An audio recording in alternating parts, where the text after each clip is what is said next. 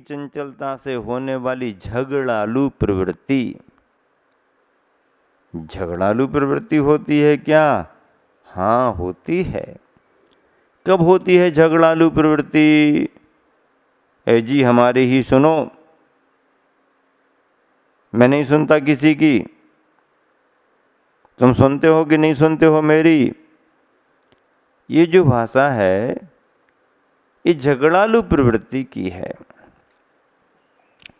तो झगड़ालू प्रवृत्ति से बचना है तो नयों की व्यवस्था को समझ लो। निश्चय वाला व्यवहार वाले को पसंद नहीं कर रहा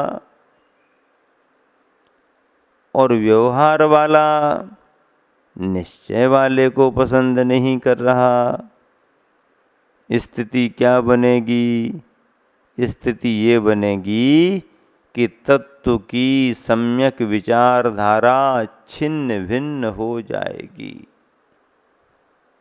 तत्व की सम्यक विचारधारा, सम्यक विचारधारा में दोनों की विवक्षा है और वह विचारधारा छिन्न भिन्न हो जाएगी। झगड़ालू प्रवृत्ति दूसरों के अस्तित्व को स्वीकार नहीं करती। बात बात में झगड़ना, अपने आप को ही सबसे बड़ा मान करके चलना, मैं जो कहूँगा वही तुम्हारे लिए करना पड़ेगा, मैं किसी की सुनने वाला नहीं हूँ। मुझे तो ऐसा लगता है इस भाषा में आगम नहीं बोल रहा है, इस भाषा में तुम्हारा दंभ अहंकार बोल रहा है। अहंकार बोल रहा है तुम्हारा। मुझसे बड़ा और कौन हो सकता है? तुमने पढ़ा क्या है अभी? मैंने कितने ग्रंथ पढ़ करके डाल दिए। पढ़ डाले, क्या कहते हैं? पढ़ डाले। कितना मैंने पढ़ लिया है? अरे भैया, पढ़ लिया है तो जरा तुम्हारे व्यवहार में भी तो झलकना चाहिए। तुम किसी के दो विचार सुन नहीं सकते, तुम किसी की विचारधारा को, स्वतंत्र विचारधारा को सुन नहीं सकते। बस मैं जो कह रहा हूं सो सुनो। ये भाषा किसकी हो गई? ये भाषा तो रावण की भाषा है और किसी की भाषा नहीं। रावण की भाषा क्या बन गई थी? ऐट, क्या समझ रखा तुम लोगों ने मेरे लिए? क्या समझ रखा तुम लोगों ने मेरे लिए? रावण कहता था, एको अहम द्वितीयो नास्ति, न भूतो न भविष्यति। लेकिन ऐसे बड़े बड़े अहंकारी रावण भी स्वस्थ विचारधारा के सामने पराजित होते हुए देखे गए। ये इलाका जो चल रहा है, जिस इलाके के निकट निकट से विहार करते हुए हम आए, मध्य प्रदेश की राजधानी भोपाल वाला इलाका है। और उस इलाके में रहने वाले लोगों की भाषा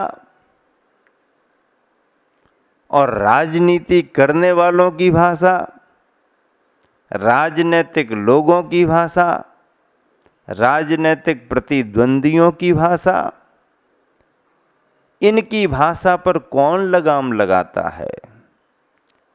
इनकी भाषा पर स्वस्थ विचारधारा वाले लोग लगाम लगाते हैं। इनकी अहंकारी विचारधारा पर कलम के धनी लगाम लगाते हैं। कौन कलम के धनी? पत्रकार कलम के धनी होते हैं, संपादक कलम का धनी होता है। वह अपनी विचारधारा को स्वतंत्रता से रखता है और जब अपनी विचारधारा को अपने संपादकियों में रख देता है तो फिर लोगों को नई दिशा मिल जाती है। और कभी यदि उसे किसी के विचारों को अपने अखबार में, अपने पेपर में स्थान देना होता है तो सभी के विचारों को उसे स्थान देना पड़ता है। हालांकि उसे इतना लिखने की स्वतंत्रता रहती है कि इन लेखों से हमारी विचारधारा का सहमत होना जरूरी नहीं, पर ये अखबार है, आया है, इसे मैं दे रहा हूं, पर इस विचारधारा से मैं सहमत हूं ऐसा नहीं।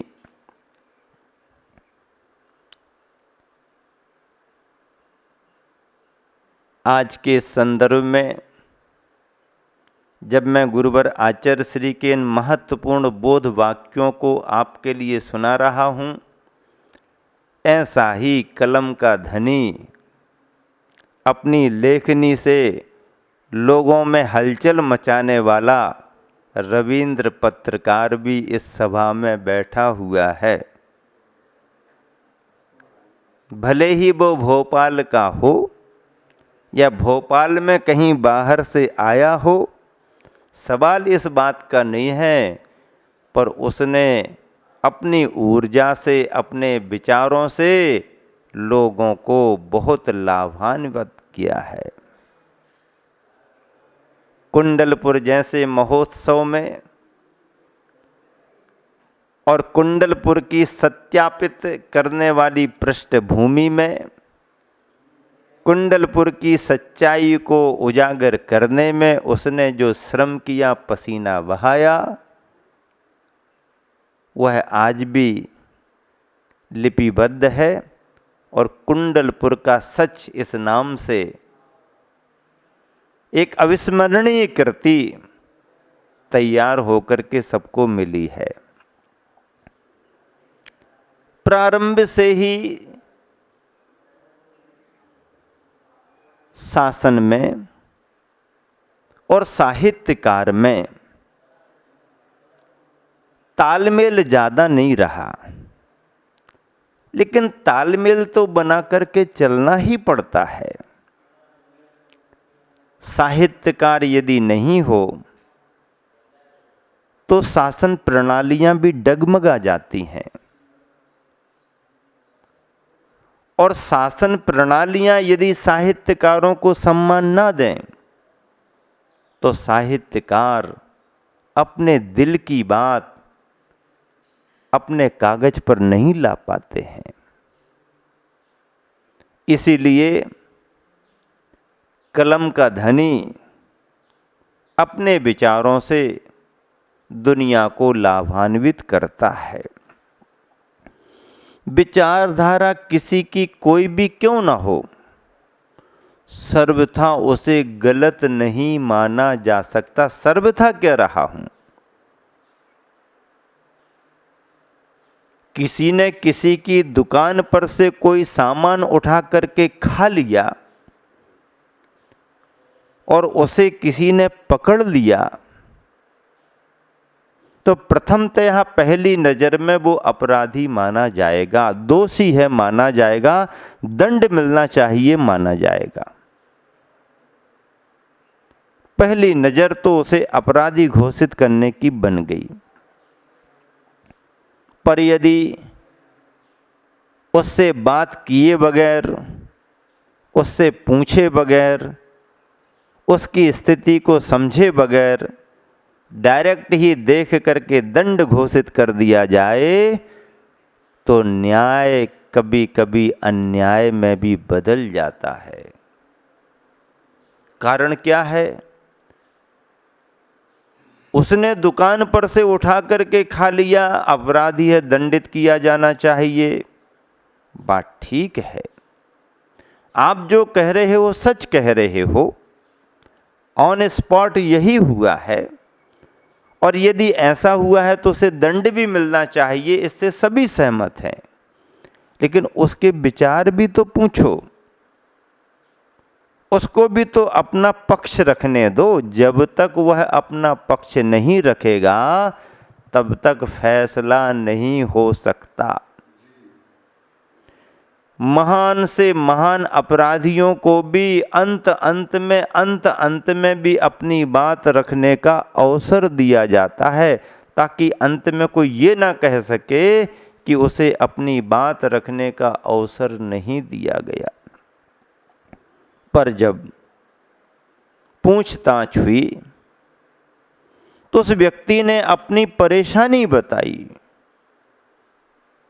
और वह कहने लगा, मैं इतने दिन से भूखा था, मुझे कुछ भी कहीं पर खाने पीने को मिला नहीं, मरता क्या ना करता, चाहे कुछ भी दंड दे दो, पर उस समय तो मेरी बहुत बड़ी मजबूरी थी, मैं बहुत परेशान था, इतना सारा रखा था, थोड़ा सा उठा करके खा लिया तो कौन सा बड़ा अपराध कर दिया, बिना पूछे खा लिया है, ये मेरा दोष है, अब इसमें आप जो दंड देना चाहो तो दे दो। तब फिर यहाँ सुनने वाले को भी सोचने के लिए मजबूर होना पड़ेगा, और फिर वह न्याय की मूर्ति सारी परिस्थितियों पर विचार करके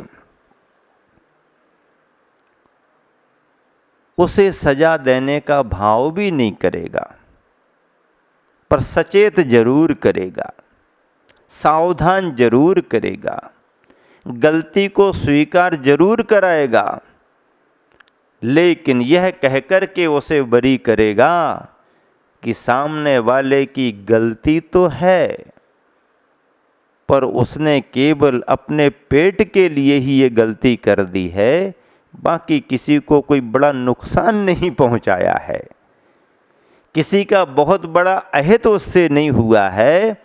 उसने जो त्रुटि और गलती की है वो सामने है, तो उसे बरी भी कर सकता है, सचेत सावधान भी करके छोड़ सकता है, और चाहे तो थोड़ा कुछ, हालांकि कोई धारा उसमें लगती नहीं है तो दंड का पात्र नहीं है, पर लापरवाही ना हो इसके लिए सचेत हिदायत दे करके वरी कर सकता है।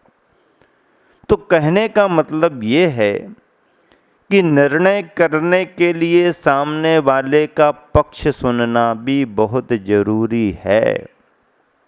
महावीर भगवान के उन्हीं सिद्धांतों की बात यहाँ चल रही है कि अनेकांत का सिद्धांत और स्यादवाद की शैली सामने वाले को भरपूर बोलने का अवसर देती है, सामने वाले को स्वतंत्रता से अपना पक्ष रखने का अवसर देती है,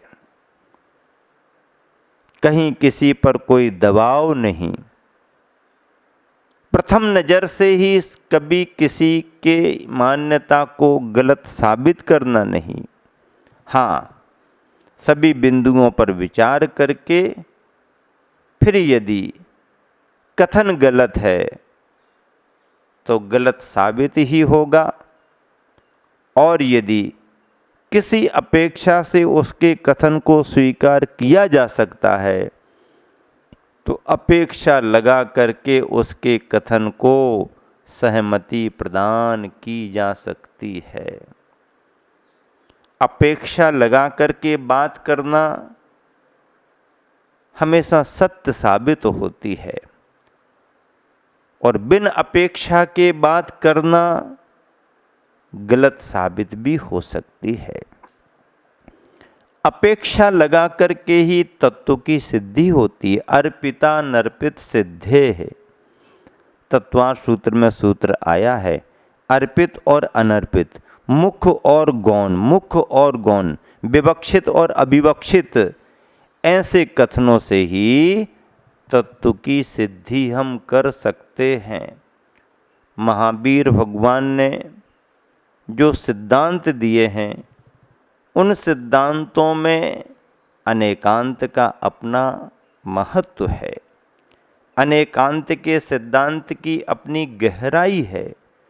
अनेकांत के सिद्धांत की अपनी मजबूती, सुदृढ़ता है। उस अनेकांत के सिद्धांत की सिद्धि के लिए जो भाषा बनती है, उसका नाम स्यादवाद है। और ऐसे स्यादवाद को सभी जल्दी नहीं समझ पाते। कई तो उसे शायदवाद समझ लेते हैं, कई उसे संशयवाद मान लेते हैं। उनका अध्ययन पर्याप्त नहीं है, उन्होंने अभी गहराई से उस शब्द को समझा ही नहीं। इसलिए तीर्थंकर भगवंतों की देशना में जो स्यादवाद शब्द आया है, वह कथनचित कथनचित किसी अपेक्षा से, किसी अपेक्षा से, किसी अपेक्षा से जो कथन किया जाता है, यदि अपेक्षा लगा करके कथन किया गया तो सत्य हो जाता है। और अपेक्षाओं को दरकिनार करके यदि अपनी बात कही जाए तो वो बात गलत साबित हो जाती है। और इसी के लिए ही और भी की भाषा का प्रयोग किया गया है। मैं जो कह रहा हूँ वही ही सत्य है, कहीं गलत हो जाओगे। मैं जो कह रहा हूँ वह भी सत्य है, कहीं सत्य साबित हो जाओगे। खरा सो मेरा, मेरा सो खरा हो भी सकता है और नहीं भी हो सकता है, पर जो खरा है सो मेरा है। ये जो सिद्धांत है वह अनेकांत का सिद्धांत है।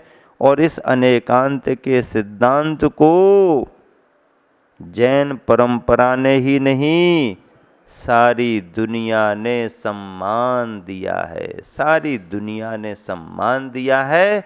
ऐसे अनेकांत के सिद्धांत को हम सब स्वीकार करते हैं और अनेकांत के सिद्धांत की छाँव में ही जिन शासन का प्रचार प्रसार करने के लिए संकल्पित होते हैं, इसी शुभ भावना से विराम देता हूँ।